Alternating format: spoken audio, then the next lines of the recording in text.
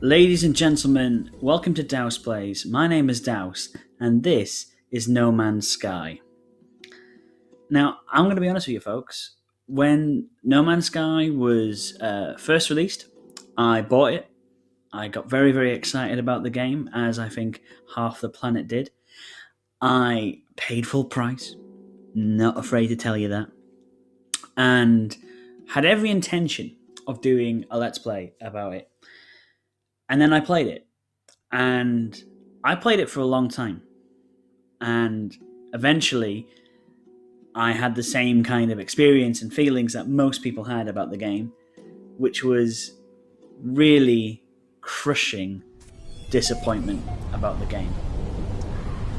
But since then, they have released something called the Foundation Update, which they say is their chance and their start of trying to make things right again. And I'm going to show you some of the things that they've included in the Foundation update. And all the wonderful things that they've tried to do to make the game better, to make the game more playable. The first thing you might be able to see immediately is that they've added a quick inventory where you can quickly upload and fix things and recharge things, which makes the game 72 million times better. Now, I'm out of plutonium, so I need to go find some energy resource. What a planet to be spawned on to have this kind of thing happen. So that's the first thing you see if you're coming back to the game that you'll see noticeably has improved is the game now also has 3 new options. There is creative mode, there is extreme mode or challenge mode, which makes the game harder, makes it harder to find the resources that you need. The enemies are very, very, very aggressive. I need some plutonium or I'm going to die. And they've got the classic mode, which is what I'm playing here, which they now openly say in the main menu is a more chilled out exploration game, which, you know, is them getting closer and closer to what might be the truth about what this game is and what this game isn't. They've added a host of new plants and types and resources. They've done a few things to make the planets more well they've called it aesthetically pleasing. I've been a little bit more critical and just say they've just made them interesting, full stop. They've just made them look different from one another. So I thought it would be a pretty naff video if you basically watched me for the next half an hour trying to desperately search for some plutonium. I found some, so now I can get back in my ship and leave immediately. Ah! Get in, don't die. Lovely, right. So, yes, new mini-map. Makes everything work just a little bit better. There we go. And we'll get off this godforsaken rock. And so they've added a lot of interesting elements to the game, one of which is the concept of base building. That you can have your own base on a planet, you can visit that base, you can explore strange new worlds, but you can have somewhere you call home that you can return to at any time. This is a huge game changer for me for the whole game, not because not because of anything else other than it adds something that the game was really, really lacking, and that was stuff to do and a bit of a purpose. Now, I know the original game had you flying around the galaxy trying to find the center of it, but with the greatest love in the world, that was actually a bit boring. Because you were essentially doing the same thing in every single planet, which was trying to find the resources necessary to leave that system, going into a new system, finding the resources necessary to leave that system again. And it was just a bit naff. With this new base building, they've added at least the option to do other things. And mainly, the transportation of you and resources around different galaxies. So I'm not in the galaxy where my base is, but if I go to any docking station or spaceport like this, I can now go up here and try and do that. Yep, made it. And there's a big old warp engine here, and I can go through it, not by pressing X, you divvy, by pressing square, and it'll take me to my home base. So you click teleport, and it'll take you to your home base, regardless of where that is in the solar system or in the universe, and regardless of where you are. As somebody far cleverer than me has already made the point to say, distance only has a sense of journey. It only has a sense of wonder and fear and excitement when it's in relation to where your home is, to where you are based. And this concept of adding a home base has just added that little bit of, this is me, this is my planet, this is my part of this immense universe they've tried to create here. And I think it's a really, really cool addition. And at the moment, you're probably tripping balls watching me go through the TARDIS. And here we go. Oh.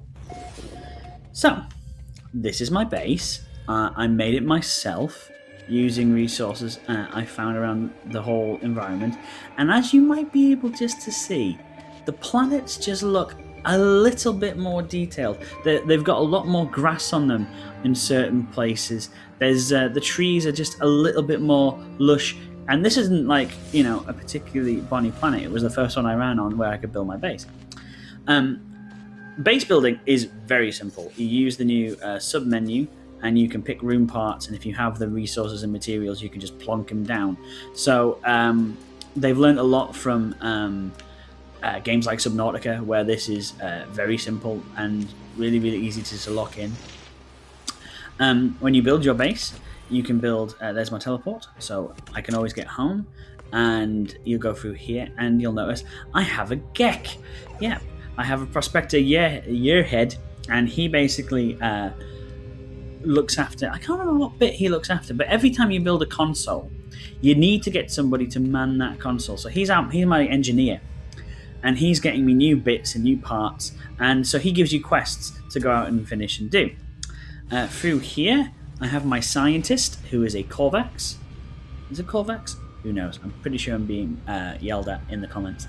And he's my science officer, and he gives me missions to find new resources, which can then improve my ship and myself.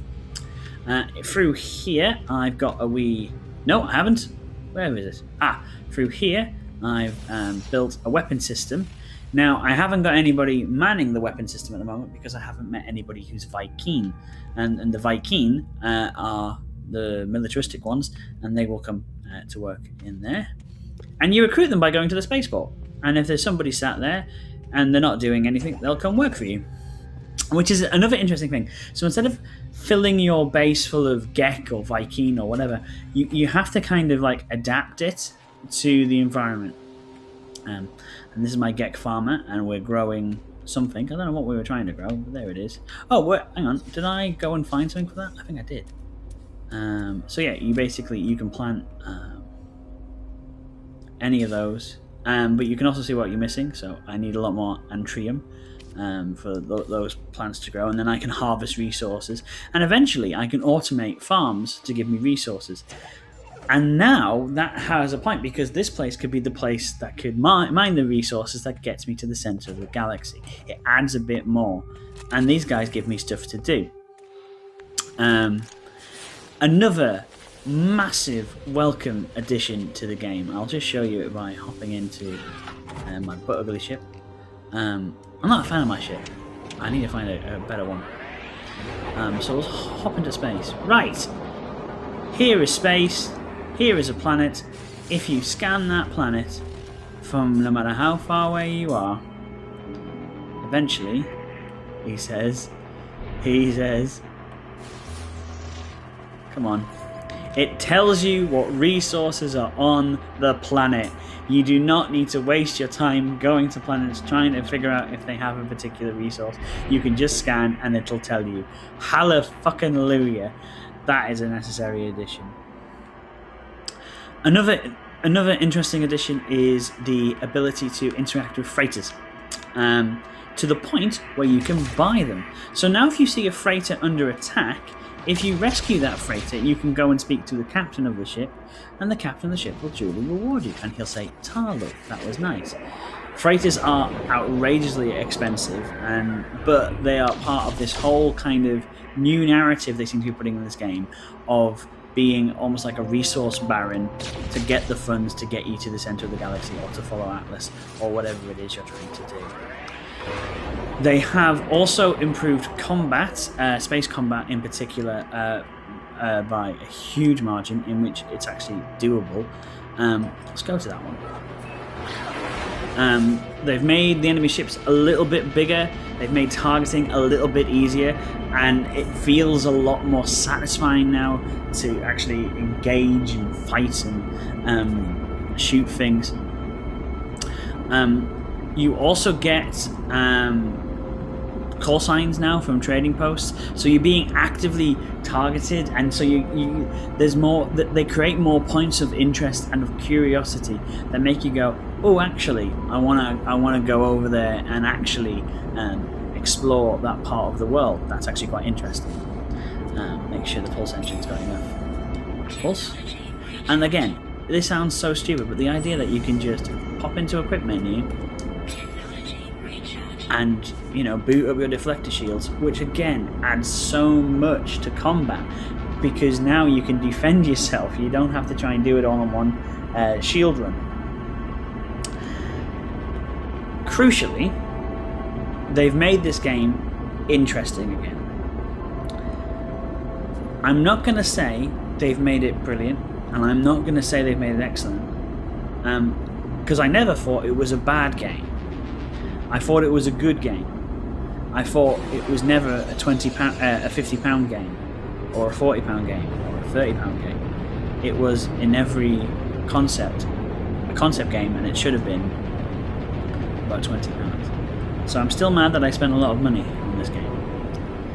But this is a huge step in the right direction, if only for interest, if only for interaction, if only to make a game in which people might want to play again and use the world. I mean, they've done little things like you can now turn your ship upside down on planets. They've made flying the ship a little bit more fun, rather than it feeling like a weird rails shooter. And again, you can still scan planets to see if there's anything of interest on them. So they've done a lot to make the game better. Again, positive steps in the right direction. I fear... Well, let's go there. I fear for many people this might be far too little, far too late. However, if you were in two minds as to whether to get the game, and you can get it cheap now, I tell you what, this could end up being one of those games which just gets better with age, that they just keep working at, and they've made it very clear, Hello Games, that they're going to keep working at it until they deliver the product that they wanted to in the first place.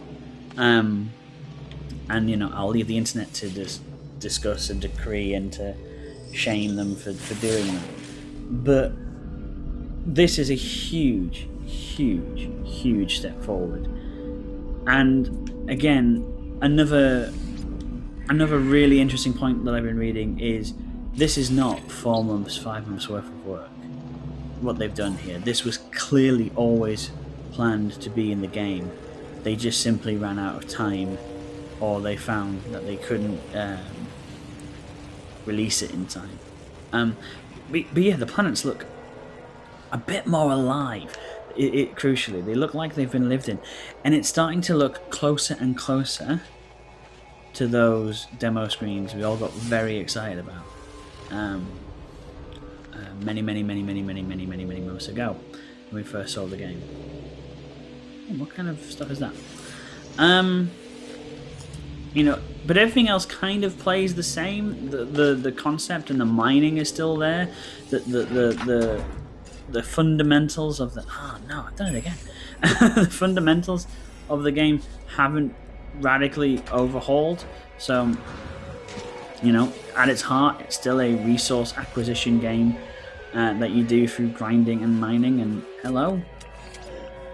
Yeah, it's just that all the planets just seem to have a bit more about them, a bit more life. And you know, you can't see creatures because of the long grass. And this is quite, you know, this is good. If this was my first impressions of the game.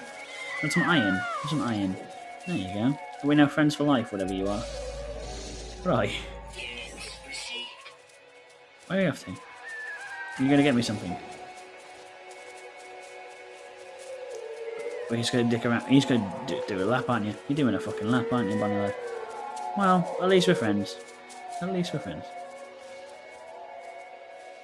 Oh well. Bye bye. And again, the thing that also has to be probably stressed about the game is it's still one of the most visually stunning games I've ever played. Just full stop. Its artistic design is outstanding. Is it an online game? Still, the answer to that question is no. And there doesn't appear to be any hurry by Hello Games to add that element into this game. And again, I would accept most of the criticism which has been leveled at the game, which is now saying they've tried to make the game better by making it a bit more like Minecraft. If that's the case, so be it. Because you know what? Minecraft is not a bad game. You can do worse than to copy that formula. But the base building does look genuinely interesting, and it does look like it's added a lot to this game. So this didn't mean to turn into a video review, but I kind of wanted to maybe show people who'd given up on the game or who'd thought about getting it, who wanted to hear somebody who wasn't just full of murderous hate. I was disappointed. I think that's about as angry as I got. I just felt really disappointed with the end product of No Man's Sky. But it's brought me back. This update has brought me back. It's got me interested again. If they keep doing that, I genuinely think they might end up doing what some classic video games have done in the past, which is they've ended up releasing a shit game and they'll make it into a great game. Because nothing I've ever played in my life can create scenes like this one. This is a completely unique universe, full of completely unique things, and that is still an amazing technical achievement. If they work really hard, they'll make it from a technical achievement into a stellar video game. But they've still got a lot to do. But pick it up if it's cheap, and it will be because lots of people threw their copies back. I think it might be worth. What the heck is that? Look at that! It's like a pig rabbit. Are you a predator? Whoa! You are one ugly. Look at him! Oh my god! It looks like something from. Oh shit! Oh shit! Oh god! I am so sorry. I don't have a gun. Oh god! Oh no, I killed him. Oh, and he was full of Mordite. What is that? That is new. Oh, I was just trying to show people how the game had got a little bit better, and I didn't mean to murder things. But that looks something like something from Five Nights at Freddy's. Right. Well, I'm going to leave it there. I just wanted to show you it all again. Take it all in. Be angry if you want to be angry at it. I really wouldn't blame you at all. But put it back in if you haven't since the update. Give it another whirl. It probably won't make you change your mind, but it made me come back, so that's not a bad start. Anyway, thank you so much for watching. If you've enjoyed more content like this, or if you want me to come back and explore more in No Man's Sky and get eaten by pigmen, then just let me know. Like and subscribe if you want to see more like this. If not, in that case, I will see you later. Thank you so much for watching. I've been Dows. You've been watching Dows Plays. Stay sexy, stay safe, and I'll catch you next time. Bye-bye!